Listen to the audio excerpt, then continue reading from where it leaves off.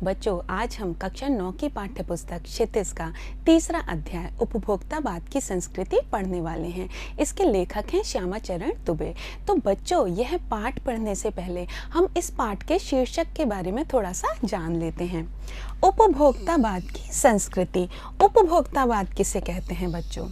क्या आप जानते हैं उपभोक्ता कौन होता है?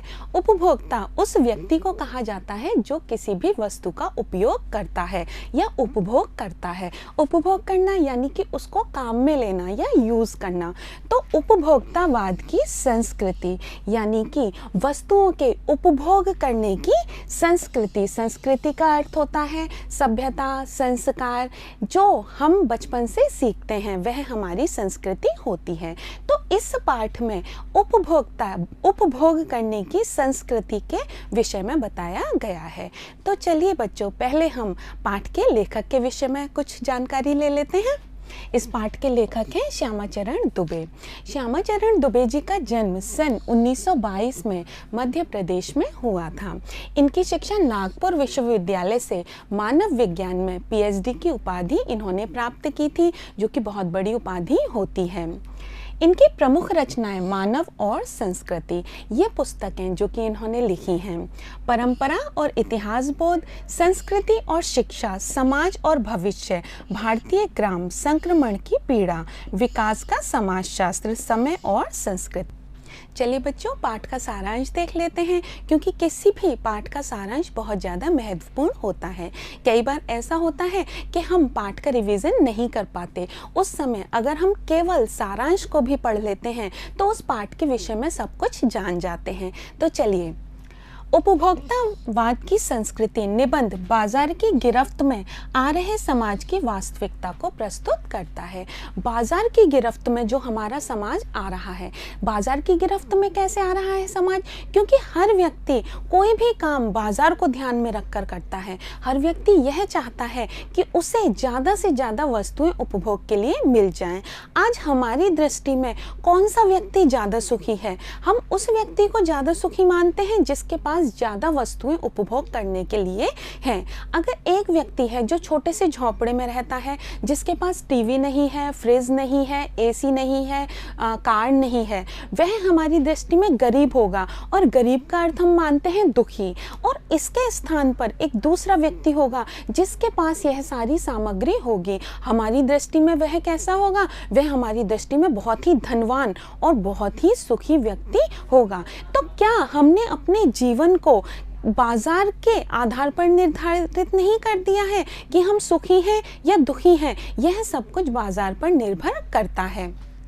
लेखक का मानना है कि हम विज्ञापन की चमक दमक के कारण वस्तुओं के पीछे भाग रहे हैं।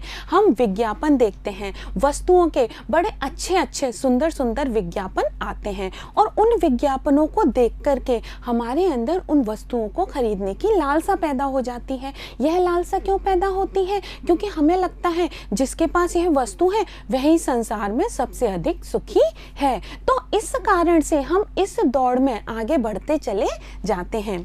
हमारी निगाह गुणवत्ता पर नहीं है। हम किसी भी वस्तु की गुणवत्ता पर ध्यान नहीं देते, बल्कि हम यह देखते हैं कि वह देखने में कितनी सुंदर है। गुणवत्ता का अर्थ होता है क्वालिटी। वह वस्तु किस तरह की है, कैसी बनी हुई है, उस पर हमारा ध्यान नहीं है। हमारा ध्यान इस पर भी नहीं है कि वह वस्तु कितनी टिकाऊ है, कितने दिन तक चलेगी, बल्कि हमारा ध्यान किस पर है? हमारा ध्यान केवल उसके रंग रूप पर है, केवल इस पर है कि वह देखने में कैसी है।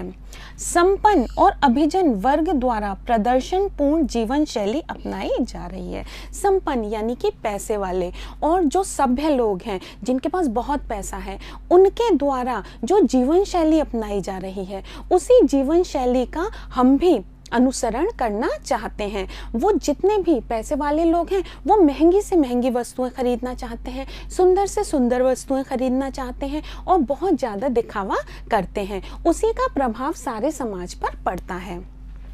जिसे सामान्य जन भी ललचाई निगाहों से देखता है, क्योंकि पैसे वाले उन वस्तुओं का उपयोग करते हैं और साधारण जन सोचता है काश मेरे पास भी ये वस्तु हो, काश मेरे पास पैसा हो तो मैं भी यह वस्तु खरीद लूं। और इस प्रकार से उसके जीवन में हमेशा असंतुष्टि संतुष्टि बनी रहती है।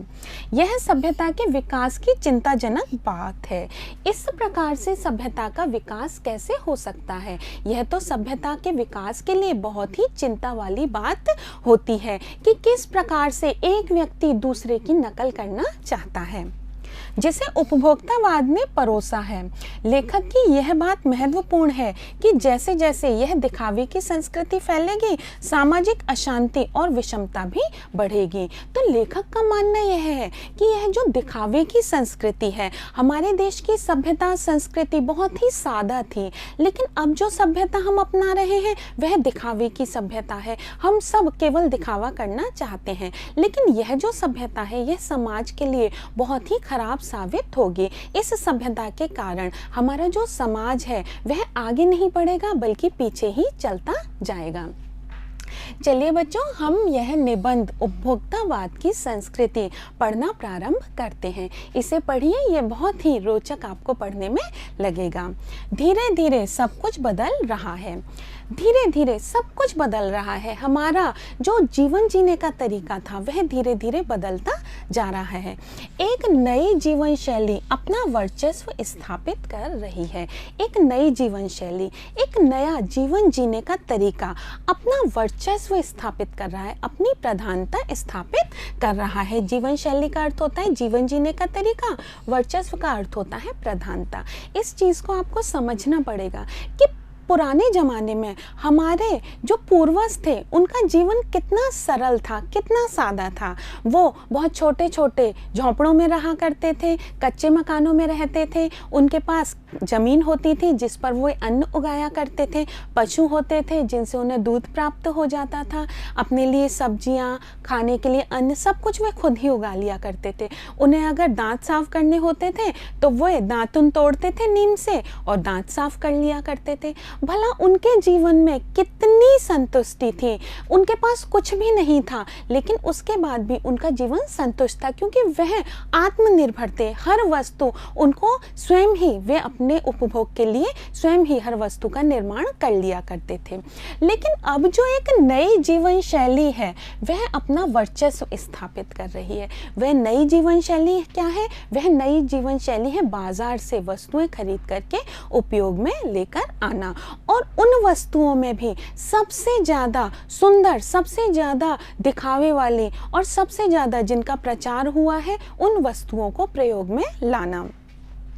उसके साथ आ रहा है एक नया जीवन दर्शन, उपभोक्ता का दर्शन। यह जो नई जीवन शैली है, इस नई जीवन शैली के साथ ही एक नया दर्शन भी हमारे समाज में व्याप्त हो रहा है। वह दर्शन है उपभोक्तावाद का दर्शन। अब ये नया दर्शन क्या है? दर्शन होता है जीवन को देखने का नज़रिया या जीवन को जीने का तरीका। तो उपभोक्तावाद का नया दर्शन क्या है? बच्चों, उपभोक्तावाद का नया दर्शन है कि अपने पास ज़्यादा से ज़्यादा वस्तुएं हो तभी हम सुखी हैं। अपने आप को तभी सुखी मानना जबकि जितनी भी वस्तुएं हमें अपने आसपास दिखाई दे रही हैं वह हमारे पास आ जाएं। हम वस्तुओं को एकत्रित करते रहें, उनका उपभोग करते रहें। यही नया जीवन दर्शन है। हर व्यक्ति को इस समय ऐसा लगता है कि मेरे पास कम है, मेरे पास और होना चाहिए, जबकि जो और लोग हैं, मुझसे ज़्यादा पैसे वाले हैं, उनके पास और ज़्यादा वस्तुएं हैं, मेरे पास इतनी वस्तुएं क्यों नहीं हैं, वो इतने सुखी क्यों हैं। बच्चों, हम जानते हैं कि जिस व्यक्ति के पास साइकिल नहीं होती, जो पैदल चलता है, वो सोचता है काश मेरे पास एक साइकिल आ जाए। उसके पास साइकिल आ जाती है, वो साइकिल पर चलने लगता है, कुछ दिन खुश रहता है, फिर वो सोचता है कि मेरे पास एक मोटरसाइकिल आ जानी चाहिए। अब मोटरसाइकिल लेने के लिए वो प्रयास करता है, खूब मेहनत करता है, पैसा जोड़ता है, उसके पास मोटरसाइकिल आ जाती है। लेकिन उस मोटरसाइकिल के बाद उसको क्या लगता है, मेरे पास कार होनी चाहिए। अब ऐसे ही बेचारा मेहनत करता रहता है, पैसे जोड़ता रहता है, अपनी इच्छाओं को मारता रहता है और कार खरीद लेता है। लेकिन फिर उसके पास उससे लगता है कि अरे यह तो बहुत बेकार कार है, मेरे पास इससे अच्छी, इससे महंगी कार होनी चाहिए। इस तरह से हम देखते हैं कि यह क्रम चलता रहता है और मनुष्य की जो भूख होती है वह कभी भी शांत नहीं होती है। वह अपने से आगे आगे देखता जाता है, वह कभी भी संतुष्ट नहीं होता। तो देखिए, चारों ओर यह उत्पाद आपके लिए हैं। हम चारों ओर जितने भी उत्पाद देखते हैं, जितनी भी वस्तुएं हम बाजार में देखते हैं, यह सब हमारे लिए ही तो हैं, हमारे उपभोग के लिए ही तो हैं। ये सब आपके भोग के लिए हैं, आपके उपभोग के लिए हैं, आपके यूज़ करने के लिए हैं, आपके प्रयोग करने के लिए हैं, आपके सुख के लिए हैं। ये वस्तुएं हमें सुख पहुंचाने वाली हैं। सुख की व्याख्या बदल गई है, लेकिन अब सुख की व्याख्या बदल गई है। आज के दृष्टि से सुख क्या है? सुख है अपने पास बहुत सारी वस्तुओं को इकट्ठा कर लेना। सुख, पुराने ज़माने में सुख संतुष्टि से होता था।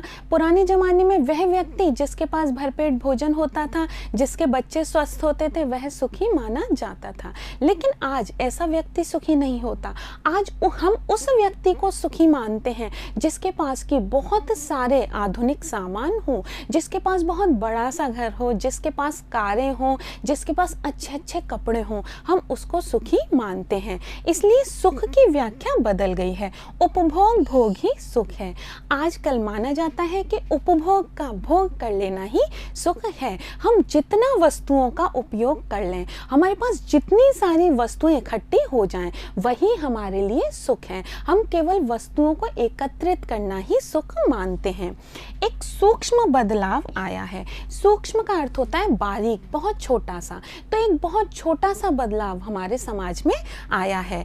इस नई स्थिति में उत्पाद तो आपके लिए है, पर आप यह भूल जाते हैं कि जाने अनजाने आज के माहौल में आपका चरित्र भी बदल रहा है। बाजार में जितनी भी वस्तुएं हैं, जितने भी उत्पाद हैं, वह तो आपके लिए ही हैं, लेकिन आप उन उत्पादों का उपयोग करते हुए यह भूल जाते हैं कि आपका चरित्र बदल रहा है, आपकी जीवन शैली बदल रही है, जीवन जीने का तरीका बदल रहा है, और आप उत्पाद को समर्पित होते जा रहे हैं, और आप उत्पाद के लिए समर्पित होते जा रहे हैं। यानी कि आपने अपना पूरा जीवन उन उत्पादों के लिए समर्पित कर दिया है। उनको इकट्ठा करने में, उन चीज़ों को खरीदने में आपने अपनी पूरी शक्ति लगा दी है। एक तरीके से ऐसा लगता है कि उत्पाद आपके लिए नहीं है, बल्कि आप उनके लिए जी रहे हैं। विलासिता की सामग्रियों से बाजार भरा पड़ा है। इस समय बाजार में बहुत सारी सामग्री विलासिता की है, यानी कि आनंद मनाने की है। वे वस्तुएं जो कि हमारे सामान्य जीवन जीने के लिए आवश्यक नहीं है, लेकिन केवल दिखावे के लिए, केवल आनंद के लिए उन वस्तुओं की आवश्यकता है। तो ऐसी विलासिता की सामग्री से बाजार भरा पड़ा है, जो आपको लुभाने की भी जीतोड़ कोशिश में निरंतर लगी रहती हैं। वे सारी वस्तुएं आपको आकर्षित करती रहती हैं, आपको लुभाती रहती हैं, अपनी ओर खींचती रहती हैं। क्योंकि जब आप बाजार से निकलते हैं, आपको लगता है अरे यह कितनी अच्छी चीज़ है, अरे ये वॉशिंग मशीन कितने काम की है और मेरे पास नहीं है। अगर ये वॉशिंग मशीन होती तो मेरा कितना काम हल्का हो जाता। इसी तरह से टीवी, फ्रिज, एसी, सारी वस्तुओं को हम देखते हैं और हमें लगता है कि हमें इनकी बहुत ज़्यादा आवश्यकता है। दैनिक जीवन में काम आने वाली वस्तुओं को ही ले लीजिए। अब ये तो बड़ी बड़ी वस्तुएं हुई, लेकिन दैनिक जीवन में जो वस्तुएं हम रोज़मर्रा के काम में लेते हैं, उन वस्तुओं को ही ले लीजिए। टूथपेस्ट चाहिए। क्या आपको टूथपेस्ट खरीदना है? टूथपेस्ट चाहिए। यह दांतों को मोती जैसा चमकीला बनाता है, यह मुंह की दुर्गंध हटाता है, यह मसूड़ों को मजबूत करता है और यह पूर्ण सुरक्षा देता है। तो जब आप टूथपेस्ट जैसी छोटी सी वस्तु भी खरीदने के लिए जाते हैं तो आपको लगता है कि कोई तो दांतों को सफ़ेद करता है, कोई दुर्गंध हटाता है, कोई पूरी सुरक्षा देता है। हम टीवी पर विज्ञापन देखते हैं और उन विज्ञापनों को देखकर हमारे दिमाग पर इतना प्रभाव पड़ता है कि हम उन पर विश्वास करने लग जाते हैं, जबकि आमतौर पर सारे टूथपेस्ट एक ही प्रकार के होते हैं। लेकिन विज्ञापन के कारण वे टूथपेस्ट अपने अपने ब्रांड को बहुत अच्छा बताने की कोशिश करते हैं और वही चीज़ हमारे दिमाग में बैठ जाती है। वह सब करके जो 3-4 पेस्ट अलग अलग करते हैं। किसी पेस्ट का मैजिक फॉर्मूला है, कोई बबूल या नीम के गुणों से भरपूर है, कोई ऋषि मुनियों द्वारा स्वीकृत तथा मान्य वनस्पति और खनिज तत्वों के मिश्रण से बना है, जो चाहे चुन लीजिए। तो इस प्रकार से जब आप जाते हैं किसी दुकान पे और वह आपके सामने 15 टूथपेस्ट रख देता है, फिर आप उन टूथपेस्टों में से छांटते हैं। फिर भी जो टूथपेस्ट छांटते हैं आप, उसके भी अलग अलग गुण होते हैं। हर टूथपेस्ट में अलग अलग विशेषता बताई जाती है। अब वहाँ पर आप परेशान हो जाते हैं कि मुझे कौन सा टूथपेस्ट लेना चाहिए। यदि पेस्ट अच्छा है तो ब्रश भी अच्छा होना चाहिए। अब आप जैसे तैसे करके 15 टूथपेस्ट की ब्रांड में से एक टूथपेस्ट छांट लेते हैं, लेकिन उस टूथपेस्ट को करने के लिए आपके पास ब्रश भी तो अच्छा होना चाहिए। आकार, रंग, बनावट, पहुंच और सफाई की क्षमता में अलग अलग एक से बढ़कर एक। अब जब हम ब्रश के बारे में सोचते हैं तो उसमें भी सारे ब्रशों की अलग अलग खूबियां होती हैं। किसी का आकार अच्छा होता है, किसी का रंग अच्छा होता है, किसी की क्वालिटी अच्छी होती है। फिर उसमें हम परेशान हो जाते हैं कि हमें कौन सा ब्रश लेना चाहिए। एक से बढ़कर एक, सारे ब्रश एक से बढ़कर एक होते हैं। मुंह की दुर्गंध से बचने के लिए माउथ वॉश भी चाहिए। मुंह की जो दुर्गंध है, जो बदबू है, उससे बचने के लिए हमको पेस्ट करने के बाद में माउथ वॉश भी करना चाहिए। यह भी टीवी में एक डॉक्टर हमको बताता है, तो हम फिर उसके बाद माउथ वॉश भी खरीदते हैं। माउथ वॉश की भी बहुत सारी कंपनियां होती हैं, उनमें से छांट करके हमको माउथ वॉश लेना पड़ता है। सूची और भी लंबी हो सकती है, पर इतनी चीज़ों का ही बिल काफ़ी बड़ा हो जाएगा। अब देखिए कितनी छोटी सी बात है कि हमको सिर्फ दांत साफ करने हैं, लेकिन उन दांतों को साफ करने के लिए हम कितनी सारी वस्तुओं का ढेर लगा लेते हैं। जबकि यही काम हमारे जो पूर्वज थे, पुराने जो हमारे लोग थे, वे केवल एक नीम का पेड़ की दातुन को तोड़ते थे और उससे दांत साफ कर लिया करते थे, और उसके बाद भी उनके जो दांत होते थे वो हमारे दांतों से अधिक मजबूत और अधिक सफ़ेद होते थे। क्योंकि आप शायद बहुविज्ञापित और कीमती ब्रांड खरीदना ही पसंद करें, तो सूची और भी लंबी हो सकती है। लेकिन यह जो आपने सामग्री खरीदी, इसी में ही आपके बहुत ज़्यादा पैसे खर्च हो गए, क्योंकि हमें बहुविज्ञापित, जिसका बहुत ज़्यादा प्रचार किया गया हो। जैसे कि हम टीवी में देखते हैं, बहुत सारे टूथपेस्ट का, ब्रश का प्रचार उसमें होता रहता है, तो हम जितने भी उसमें ब्रांड देखते हैं, हम उन्हीं ब्रांड्स को खरीदना चाहते हैं। सौंदर्य प्रसाधनों की भीड़ तो चमत्कृत कर देने वाली है। अब जो सौंदर्य प्रसाधन होते हैं, सुंदरता बढ़ाने वाली जो सामग्रियां होती हैं, उनमें तो और भी बहुत ज़्यादा भीड़ है। उनमें तो आप एक वस्तु मांगेंगे तो 20-20 प्रकार की वस्तुएं आपके सामने हो जाएंगी। कोई महंगी होगी, कोई सस्ती होगी। हर माह उसमें नए नए उत्पाद जुड़ते जाते हैं। हर महीने नए नए उत्पाद, नए नए वस्तुएं उसमें जुड़ती जाती हैं। साबुन ही देखिए, साबुन तो बहुत ही साधारण सी वस्तु होता है, हर घर में इसका उपयोग किया जाता है। चलिए हम साबुन को ही देख लेते हैं। एक में हल्की खुशबू है, कोई साबुन होता है जिसमें बड़ी हल्की हल्की खुशबू होती है। ऐसा विज्ञापन में दिखाया जाता है कि इस साबुन की खुशबू बहुत ही हल्की, बहुत ही प्यारी है। दूसरी में तेज, और कोई साबुन होता है जिसकी खुशबू बहुत तेज होती है, जो कि पूरे दिन तक शरीर पर टिकी रहती है, एक दिन भर आपके शरीर को तरोताज़ा रखता है। एक साबुन ऐसा होता है जिससे नहाने के बाद दिन भर आपका शरीर तरोताज़ा रह सकता है। दूसरा पसीना रोकता है, और ऐसा साबुन भी होता है जिससे आपके पसीना आना बंद हो जाता है या कम हो जाता है। तीसरा जर्म से आपकी रक्षा करता है, और तीसरा साबुन होता है वह ऐसा होता है जो कि जर्म से या रोगाणुओं से आपकी रक्षा करता है। तो इस प्रकार से एक सामान्य सा साबुन भी हम लेने जाते हैं तो हमें बहुत प्रकार के साबुन देखने पड़ते हैं। यह लीजिए सिने स्टार के सौंदर्य का रहस्य। अब साबुनों में ऐसे साबुन भी होते हैं जो कि सिने स्टार्स यानी कि फिल्मी कलाकारों की सुंदरता का रहस्य होते हैं। बहुत सारे विज्ञापनों में यह दिखाया जाता है कि इस अभिनेत्री की सुंदरता का कारण यह साबुन ही है। इस साबुन के उपयोग से ही यह अभिनेत्री इतनी सुंदर बन पाई है। उसका मनपसंद साबुन, उस अभिनेत्री का या अभिनेता का मनपसंद साबुन। सच्चाई का अर्थ समझना चाहते हैं, यह लीजिए। यही सच्चाई वह विज्ञापन आपको बताते हैं और वही आपके दिमाग में बैठ जाती है। आप वास्तव में यह सोचने लग जाते हैं कि अगर यह साबुन जो है इसका उपयोग अगर यह हीरो हीरोइन कर रहे हैं तो इसका उपयोग मैं भी कर सकता हूँ, और मैं भी कर सकता हूँ तो क्या पता मैं भी उन्हीं की तरह सुंदर हो जाऊं। इस कारण हम उस साबुन को खरीदने के लिए लालायित हो जाते हैं। शरीर को पवित्र रखना चाहते हैं, यह लीजिए शुद्ध गंगा जल से बनी साबुन। अब बहुत सारे लोग होते हैं जो कि पुराने समय में विश्वास करते हैं, वे मानते हैं कि शरीर को पवित्र रखना चाहिए, वे धार्मिक विश्वास को ज़्यादा मानते हैं, तो उनके लिए गंगा के जल से बना हुआ साबुन भी उपलब्ध है। ऐसा साबुन जिसको बनाने में गंगा जल का प्रयोग किया गया है।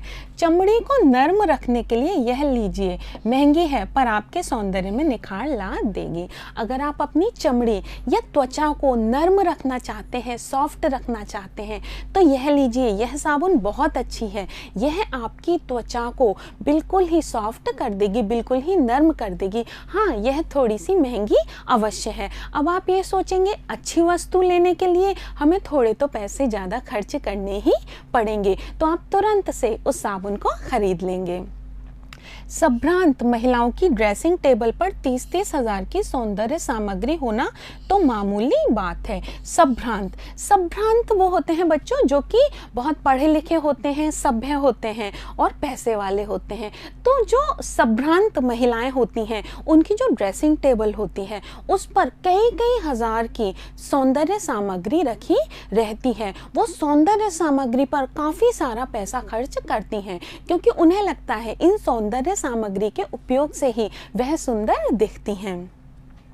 पेरिस से परफ्यूम मंगाइए, पेरिस का परफ्यूम मंगाइए। पेरिस बहुत दूर है, वहाँ से परफ्यूम आएगा तो बहुत महंगा ही आएगा, लेकिन क्योंकि उसकी खुशबू बहुत अच्छी होगी तो हमें तो पेरिस का परफ्यूम ही चाहिए। इतना ही और खर्च हो जाएगा। ये प्रतिष्ठा चिन्ह है, ये समाज में सम्मान के चिन्ह बन गए हैं। अगर कोई व्यक्ति बहुत ही साधारण वस्त्रों में किसी के घर चला जाता है तो ऐसा महसूस होता है, अच्छा यह तो खाते पीते घर का नहीं है, अच्छा यह तो सभ्य नहीं है। और वहीं पर कोई व्यक्ति बहुत अच्छी तरह से बहुत महंगे कपड़े पहनकर, कोई महिला बहुत महंगे गहने पहनकर, महंगे परफ्यूम लगाकर, महंगे सौंदर्य प्रसाधन का उपयोग करके किसी के पास जाती है तो ऐसा लगता है कि यही सभ्य है, यही संभ्रांत है। तो हमारी जो सोच है वह इतनी बदल गई है। इसी कारण यह जो सभ्यता है, उपभोक्तावाद की सभ्यता, यह इसी कारण से आगे पनप रही है या बढ़ रही है। समाज में आपकी हैसियत जताते हैं। ये जो रहन सहन है, इसी से समाज में आपकी जो हैसियत है या आपकी जो स्थिति है वह प्रकट होती है। पुरुष भी इस दौड़ में पीछे नहीं है। केवल महिलाएं ही नहीं, पुरुष भी अब इस दौड़ में पीछे नहीं हैं।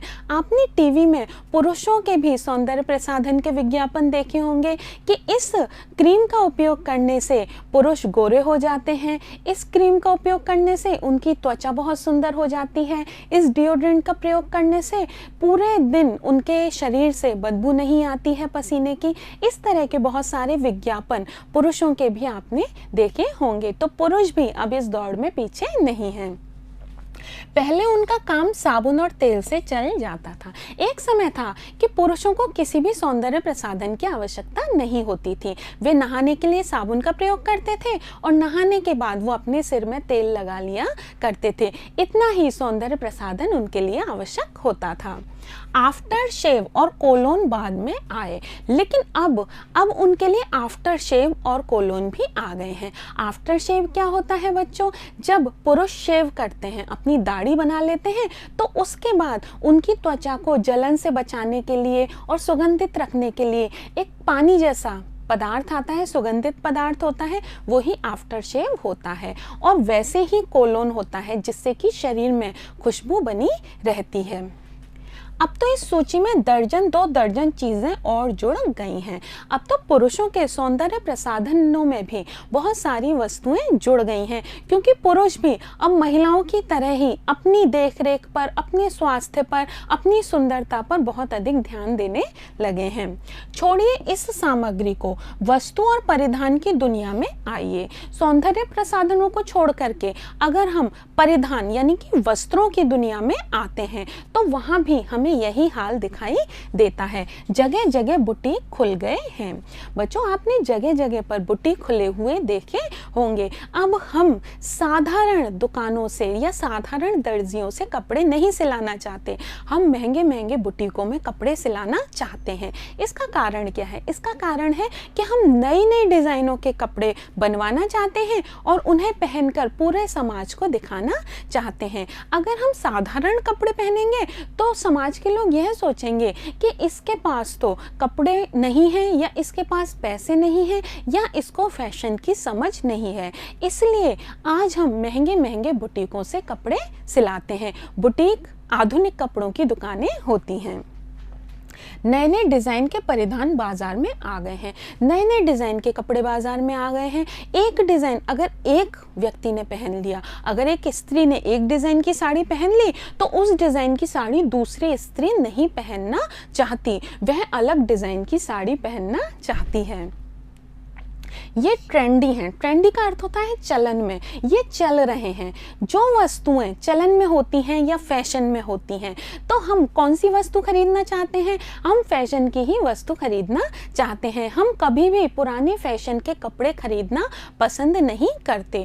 कोई भी डिज़ाइन जो हमने पहले किसी को पहने हुए देख लिया है, उस डिज़ाइन के कपड़े हम खरीदना पसंद नहीं करते, क्योंकि हमें लगता है अरे यह तो पुराना हो गया, इसका तो फैशन आउट हो गया, इसका तो फैशन नहीं है। अब हम कौन से कपड़े खरीदना चाहते हैं? जो अब फैशन में हैं, जो कि हमने देखे हैं और हम उन्हें सबसे पहले खरीदेंगे, जिनकी डिज़ाइन बहुत सुंदर है, जिनके रंग बहुत सुंदर हैं और महंगे भी। ये जो नए नए कपड़े आते हैं ये बहुत ही चलन में होते हैं और ये बहुत ज़्यादा महंगे होते हैं। कोई भी कपड़ा जब नया नया बाजार में आता है तो वो बहुत महंगा बिकता है। पिछले वर्ष के फैशन इस वर्ष।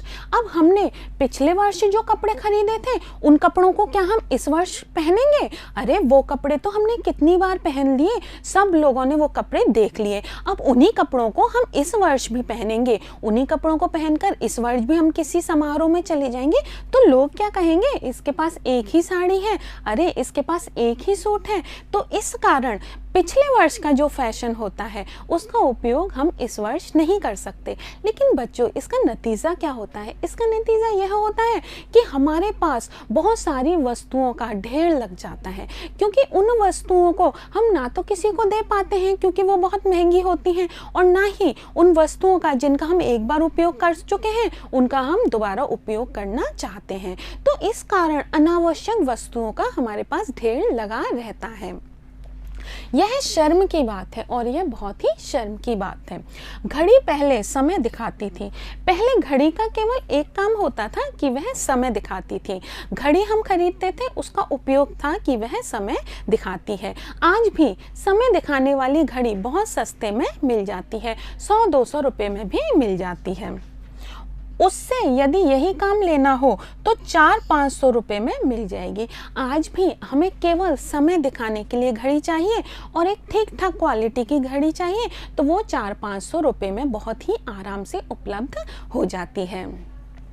हैसियत जताने के लिए आप 50-60 हज़ार से लाख-1.5 लाख की घड़ी भी ले सकते हैं। लेकिन क्योंकि लोगों को मतलब इस चीज़ से नहीं है कि घड़ी का उपयोग क्या है, घड़ी का उपयोग समय दिखाना है। लोगों को मतलब यह है कि हमें घड़ी जो पहननी है वह अपनी हैसियत दिखाने के लिए पहननी है, तो वे 50-60 हज़ार रुपये की घड़ी भी पहनते हैं और लाख-1.5 लाख की घड़ी भी पहनते हैं, क्योंकि घड़ी का जो मुख्य उपयोग है उनके लिए समय दिखाना नहीं है, बल्कि दुनिया में दिखावा करना है, संसार को अपनी प्रतिष्ठा, अपनी हैसियत दिखाना है। केवल घड़ी ही नहीं और बहुत सारी वस्तुओं में भी इस समय दिखावा बहुत ज़्यादा बढ़ गया है। मोबाइल का काम बात करना होता है, फ़ोन पर हम केवल बात करते हैं मोबाइल से, लेकिन आजकल यह जो मुख्य काम है बात करने का, यह तो गौड़ हो गया है, लेकिन बड़े बड़े महंगे महंगे मोबाइल लोग खरीदने लगे हैं। उन मोबाइलों पर वो वीडियो देखते हैं, वीडियो बनाते हैं, गाने सुनते हैं और भी पता नहीं क्या क्या काम करते हैं। लेकिन ऐसा मोबाइल भी 10,000 रुपये में आ जाता है, पर लोग 60,000 के, 70,000 के और 1,00,000 रुपये के मोबाइल खरीदते हैं। वे मोबाइल केवल इसलिए खरीदते हैं जिससे कि संसार में अपनी प्रतिष्ठा, अपना पैसा दिखा सकें, दिखावा कर सकें। संगीत की समझ हो या नहीं, कीमती म्यूजिक सिस्टम ज़रूरी है। चाहे हमें संगीत की समझ है चाहे नहीं, पर हमारे घर में एक महंगा सा बड़ा सा म्यूजिक सिस्टम होना चाहिए। चाहे हम उस म्यूजिक सिस्टम का उपयोग कभी भी ना करें, वह केवल एक स्थान पर शोपीस की तरह से रखा रहे, लेकिन क्योंकि हम प्रतिष्ठित हैं, हमारे पास पैसा है, तो हमारे घर में उस म्यूजिक सिस्टम का होना बहुत ज़्यादा ज़रूरी है। कोई बात नहीं यदि आप उसे ठीक तरह चला भी ना सकें, क्या फ़र्क पड़ता है, हमें इतने बड़े म्यूज़िक सिस्टम को ठीक से चलाना आता है या नहीं आता है। हमारे घर कोई व्यक्ति आएगा, वह तो ज़रूर देखेगा ना कि हमारे घर में कितना अच्छा म्यूज़िक सिस्टम है, कितना सुंदर, कितना महंगा म्यूज़िक सिस्टम हम रखते हैं। कंप्यूटर काम के लिए तो खरीदे ही जाते हैं, बहुत सारे लोग कंप्यूटर काम के लिए खरीदते हैं। कंप्यूटर आजकल बहुत आवश्यक हो गया है, लेकिन काम के अलावा भी महज दिखावे के लिए उन्हें खरीदने वालों की संख्या भी कम नहीं है। बहुत सारे ऐसे लोग भी हैं जो केवल दिखावे के लिए भी कंप्यूटर खरीदते हैं। वे केवल काम के लिए ही नहीं खरीदते, उन्हें चाहे कंप्यूटर का उपयोग आता है चाहे नहीं आता है, लेकिन वह यह दिखाने के लिए कि दूसरे लोग ये समझें कि उन्हें कंप्यूटर का उपयोग आता है, कि वे पढ़े लिखे हैं, कि वे कंप्यूटर का उपयोग कर सकते हैं, यह दिखाने के लिए वे कंप्यूटर खरीद करके रखते हैं। खाने के लिए 5 सितारा होटल हैं, भोजन करने के लिए भी ऐसे लोग 5 सितारा होटल में जाते हैं, जबकि वैसा ही भोजन वे छोटे भोजनालय में, छोटे ढाबे में भी कर सकते हैं, लेकिन केवल यह दिखाने के लिए कि हम सभ्य हैं, हमारे पास पैसा है, हम संभ्रांत हैं, इसके लिए वे बड़े बड़े होटलों में जाते हैं। और आपने देखा ही होगा, होटलों में जाते हैं, भोजन बाद में करते हैं, पहले वहाँ पर वो अपनी फ़ोटो खींचते हैं, अपनी सेल्फी खींचते हैं और फिर उसे फेसबुक पर और व्हाट्सएप पर डालते हैं, जिससे कि सब लोगों को ये मालूम चल जाए कि वे 5 सितारा होटल में भोजन करने के लिए गए हैं। वहाँ तो अब विवाह भी होने लगे हैं। अब जो बड़े बड़े पैसे वाले लोग होते हैं वे 5 सितारा होटल में विवाह भी करने लगे हैं। बीमार पड़ने पर 5 सितारा अस्पतालों में जाइए। अब अगर आप बीमार भी पड़ गए हैं और आपके पास बहुत सारा पैसा है तो आप 5 सितारा होटल में इलाज के लिए भी जा सकते हैं। आजकल ऐसे ऐसे 5 सितारा अस्पताल खुल गए हैं जहां पर कि बिल्कुल होटलों जैसी सुविधाएं होती हैं। बहुत ही सुंदर सुंदर कमरे होते हैं, बहुत ही सुंदर बिस्तर होते हैं, बहुत ही साफ सफाई होती है। सुख सुविधाओं और अच्छे इलाज के अतिरिक्त यह अनुभव काफ़ी समय तक चर्चा का विषय भी रहेगा। ऐसे अस्पतालों में बहुत सुख सुविधाएं होती हैं, बहुत साफ सफाई होती है, लेकिन उसके अलावा भी वहाँ पर जाकर के आपने इलाज कराया, इस बात को आप बहुत दिनों तक अपने मित्रों से, अपने परिवार वालों से कहते रहेंगे। और वहाँ जो आपको अनुभव हुआ कि वहाँ पर आपको कैसा भोजन करने के लिए मिला, वहाँ पर आप किस प्रकार से रहे, वहाँ के जो स्टाफ था वह कितना अच्छा था, उसका वर्णन बहुत समय तक आप अपने जानने वाले लोगों से करते रहेंगे। पढ़ाई के लिए 5 सितारा पब्लिक स्कूल भी हैं। अब पढ़ाई के लिए भी सामान्य विद्यालय नहीं है, 5 सितारा विद्यालय हैं। ऐसे विद्यालय हैं जहाँ पर बच्चों के लिए बहुत ज़्यादा सुविधाएं हैं, जहाँ पर स्विमिंग पूल भी हैं, जहाँ बास्केटबॉल खेलने का कोर्ट भी अलग है, जहाँ टेनिस खेलने का भी कोर्ट है, और इसके अलावा जहाँ पर जो कक्ष हैं वे भी वातानुकूलित हैं, उनमें भी AC लगे हुए हैं। तो ऐसे ऐसे 5 सितारा विद्यालय भी हैं। आप अपने बच्चों को उनमें पढ़ा सकते हैं, पर आपके पास बहुत सारे पैसे होने चाहिए। शीघ्र ही शायद कॉलेज और यूनिवर्सिटी भी बन जाए। हो सकता है कि बहुत जल्दी ही कॉलेज और यूनिवर्सिटी भी 5 सितारा बन जाएं।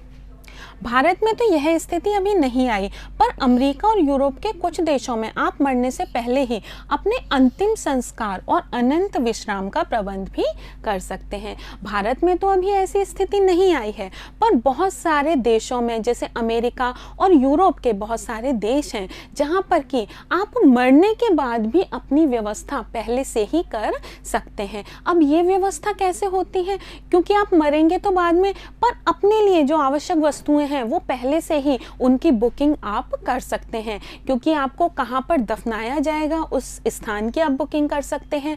आपको जब मृत्यु के समय कौन से वस्त्र पहनाए जाएंगे, क्या आपके लिए व्यवस्थाएं की जाएंगी, उन सब का इंतज़ाम भी आप मृत्यु से पहले कर सकते हैं। तो आपका अंतिम संस्कार और अनंत विश्राम, अनंत विश्राम होता है मृत्यु के बाद का जो विश्राम होता है, जो कभी समाप्त नहीं होता है, तो उनकी व्यवस्था भी, उनका प्रबंध भी आप कर सकते हैं एक कीमत पर।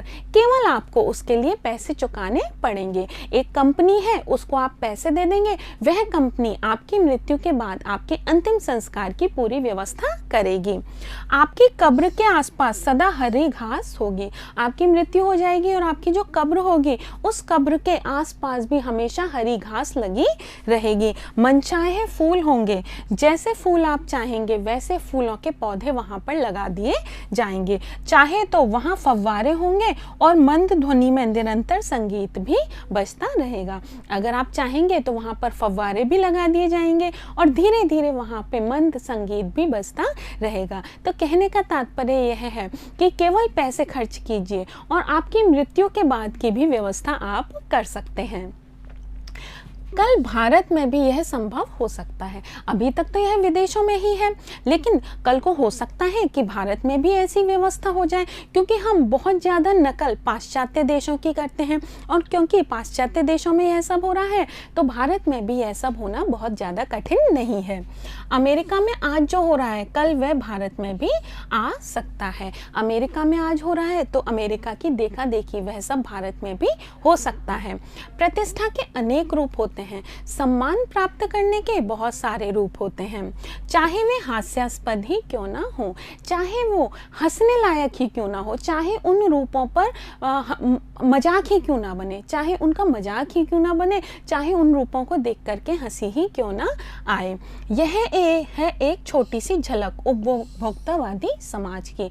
यह जो झलक दिखाई है लेखक ने, यह उपभोक्तावादी समाज की एक छोटी सी झलक है। उपभोक्तावादी समाज इसी प्रकार का होता है। यह विशिष्ट जन का समाज है। यह जो समाज है उपभोक्तावादी समाज, यह विशिष्ट जन का, विशेष लोगों का समाज है। अधिकतर उपभोक्तावादी समाज में तो पैसे वाले लोग ही हो सकते हैं। ऐसा गरीब व्यक्ति जिसको दोनों वक्त की रोटी का जुगाड़ करने में भी बहुत परिश्रम करना पड़ता है, वह भला इस उपभोक्तावादी समाज में कैसे जुड़ सकता है। तो इस समाज का अंग भी विशिष्ट जन है, विशेष लोग हैं। पर सामान्य जन भी इसे ललचाई निगाहों से देखते हैं। लेकिन जो सामान्य व्यक्ति होते हैं, जिनके पास इतना पैसा नहीं होता, जो इतना खर्च नहीं कर सकते, वे भी तो इन विशिष्ट लोगों को ललचाई हुई नज़रों से देखते हैं। वे सोचते हैं काश हमारे पास भी इतना पैसा आ जाए तो हम भी इनके जैसी जीवन शैली ही अपना लेंगे। उनकी दृष्टि में एक विज्ञापन की भाषा में यही है राइट चॉइस बेबी। उनकी दृष्टि में, जो सामान्य लोग होते हैं उनकी दृष्टि में, और विज्ञापन की भाषा में एक विज्ञापन की टैगलाइन है, आपने ज़रूर सुनी होगी, यही है राइट चॉइस बेबी। तो उनकी दृष्टि में यह जो जीवन शैली है जो कि पैसे वाले लोग अपनाते हैं, वही उनकी दृष्टि में भी सही जीवन शैली है। यही है राइट चॉइस, अपनी राइट चॉइस बेबी, कि यही हमारी असली चॉइस है। बच्चों, हमने उपभोक्तावाद की संस्कृति पाठ का पहला भाग पढ़ लिया है।